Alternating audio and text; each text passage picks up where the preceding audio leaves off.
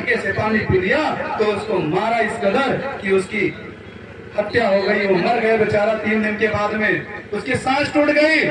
और बात क्या होती है कि हमारे समाज के जब बच्चे प्राइवेट स्कूल में भी आज जब पढ़ने जाते हैं तो जाति विशेषकर ध्यान में रखते हैं टीचर लोग कि कौन बिरादरी के लड़का हो, एक पीछे बैठाओ, एक आगे बैठाओ, कौन बच्चा कहाँ पर बैठेगा।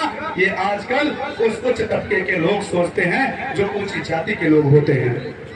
हमारे समाज के बच्चों को वो अच्छी शिक्षा नहीं देते हैं। हमारा बच्चा अगर उनसे सवाल पूछ लेता है तो उनको डांट देते हैं और डरा देते हैं ताकि हमारा बच्चा उस डर की और डांट की वजह से, मार की वजह से स्कूल न जाए।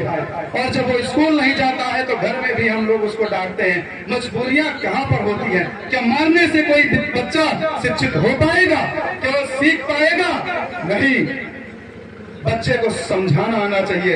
जो टीचर अपने आप को बहुत बड़ा जानकार समझता है, अगर वो 5 साल 6 साल बच्चे को अगर कोई चीज अच्छे से नहीं सिखा पाता है तो इसका मतलब उसके बारे में वो अच्छे से खुद नहीं जानता है। अगर उसको खुद अच्छे से उस बारे में पता होता तो क्यों ना वो 5 साल 6 साल 8 साल 9 साल बच्चे को समझा देता। अरे तुम तो मारने पर उतर आते हो, अपनी अगर गलत बात है तो उसको जबरदस्ती मनवाने पर उतर आते। अरे उसकी जिज्ञासा को तो शांत करो, उस बच्चे की विचारधारा को तो शांत करो। कम से कम बताओ तो सच्चाई क्या है। अगर उसके अंदर हजारों लाखों प्रश्न खड़े होते हैं तो उसका जवाब हमें देना चाहिए अपने बच्चों को।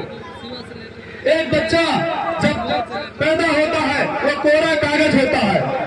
जैसे एक सादा पेपर होता है ना, उसको बोलते हैं कोरा कागज।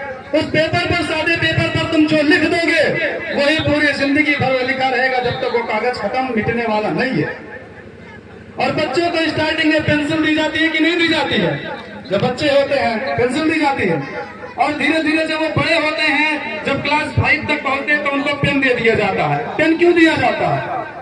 यहाँ बच्चों के समझाने की बात नहीं है, आप लोगों को समझा रहे हैं। हमें पेन तब दे दिया जाता है कि जब हम बच्चे होते हैं तो हम कोई गलती करते हैं तो उसको मिटा दिया जाता है।